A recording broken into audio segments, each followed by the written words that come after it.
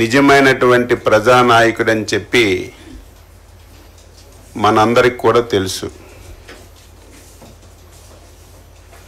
గత 5 సంవత్సరాలు huge mandate వచ్చింది. 151 స్థానాలతో ఒక వ్యక్తి ఈ రాష్ట్రానికి ముఖ్యమంత్రి అయ్యాడు.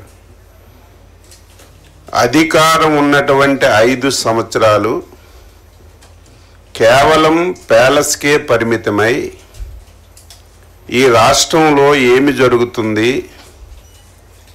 ప్రజలు ఏ ఇబ్బందులు పడుతున్నారు, అటు పత్రికలు కానీ మీడియా కానీ ప్రతిపక్షాలు కానీ ఎంత గోచించినా సరే ఒక్కరోజు కూడా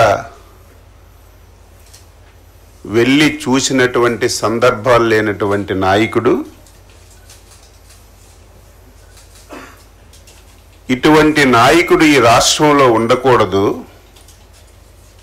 ఇటువంటి వ్యక్తి అసలు రాజకీయాలకే పనికిరాడు అని చెప్పి 5 కోట్ల మంది తెలుగు ప్రజలు మొన్న జరిగినటువంటి ఎన్నికల్లో చిత్తుగా ఓడించి ఇంటికి పంపించిన విషయాన్ని ఒక్కసారి గుర్తు చేస్తున్నాను. గెలుపు ఓటములు సహజం, ఒక రాజకీయ పార్టీకైనా ఒక వ్యక్తికైనా సహజం. ఎవరమైనా సరే ఓడిపోయేటప్పుడు ఎందుకు ఓడిపోయాం, కారణాలు ఏమిటని అన్వేషించుకొని ముందుకెళ్ళాలి. కానీ ఈరోజు ఆ వ్యక్తి పరిస్థితి చూస్తుంటే, మాటలు వింటుంటే ఆ వ్యక్తి పూర్తిగా స్థితి పూర్తిగా లేనటువంటి వ్యక్తిగా మాట్లాడుతున్నాడు. 8 మాసాల్లో చంద్రబాబు నాయుడు గారు వ్యవసాయ శాఖని ఏమీ చెయ్యలేదు, రైతు దీనావస్థలో ఉన్నాడు, పంటలకి గిట్టుబాటు రావడం లేదని చెప్పి ఈరోజు పచ్చి అబద్ధాలు మాట్లాడుతున్నటువంటి వ్యక్తికి నేను ప్రెస్ మీట్ పెట్టి సమాధానం చెప్పలేనటువంటి అవసరం ఉన్నా సరే, ప్రజా జీవితంలో ఉన్నాం కాబట్టి, మనం ప్రజలకి జవాబుదారీ కాబట్టి ఈరోజు రైతులకి ఈ రాష్ట్ర ప్రభుత్వం చేసిన విషయాలని తెలియచేయాలనే ఉద్దేశంతోనే ఈరోజు పత్రికా సమావేశం పెట్టాను. 5 సంవత్సరాలు ఈ రాష్ట్రంలో ప్రధానమైనటువంటి శాఖలు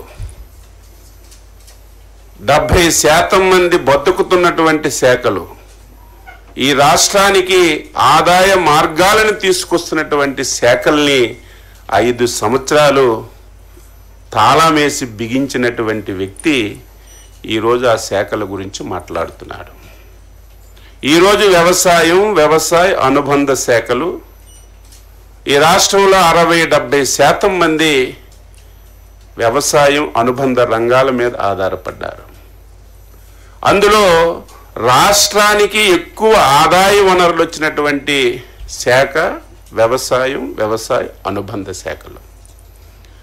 5 సంవత్సరాలు ఒక్కటంటే ఒక్కటి రైతు గురించి నువ్వు చేసి ఇది నేను చేశానని చెప్తే ఎవరమైనా సరే గౌరవిస్తాం.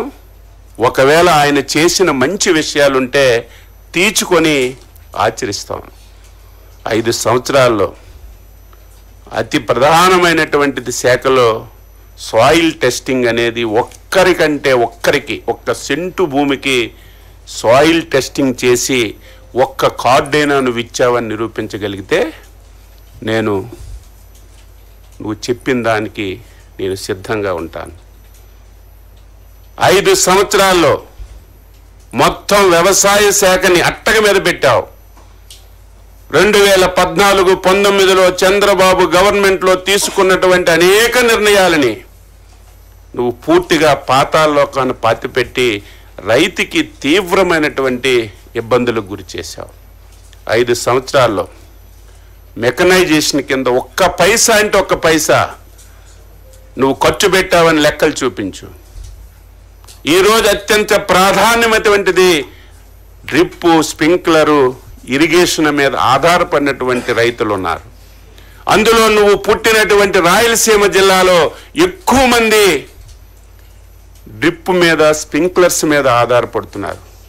ఒక్కరికైనా నువ్వు డ్రిప్ కానీ స్ప్రింక్లర్లు కానీ ఇచ్చినటువంటి సందర్భాలు ఉన్నాయని చెప్పి నేను అడుగుతున్నాను. మేము వచ్చి 8 మాసాలు అయింది, గిట్టుబాటు ధరలు రావడం లేదని గగ్గోలు పెడుతున్నావు. ఏం జగన్మోహన్ రెడ్డి? ఈరోజు ప్రధానమైనటువంటి పంట ప్యాడీ, రైస్. నువ్వు రైతు దగ్గర ధాన్యం ఎప్పుడైనా కొన్నావా అని అడుగుతున్నాను. కొన్న తర్వాత నెలల తరబడి రైతుకు 1 పైసా ఇచ్చావని చెప్పి నేను అడుగుతున్నాను, ఛాలెంజ్ చేస్తున్నాను. మేము అధికారం వచ్చిన నాటికి 1600 కోట్లు ధాన్యం కొన్నటువంటి రైతులకు నువ్వు బకాయి ఉంటే, ఆర్థికంగా సమస్యలున్నా ఇబ్బందులున్నా రైతే మనకి ప్రాధాన్యతని 1600 కోట్లు నువ్వు పెట్టినటువంటి బకాయిలు తీర్చినటువంటి ప్రభుత్వం ఈ ప్రభుత్వం కాదని నువ్వు చెప్పగలవని అడుగుతున్నా. ఈ సంవత్సరం ఖరీఫ్లో ధాన్యం కొన్నటువంటి 2 గంటల్లోనే రైతుకు డబ్బులు ఇచ్చి ఆదుకున్నది మా ప్రభుత్వం కాదో అవునో నువ్వే సమాధానం చెప్పాలి.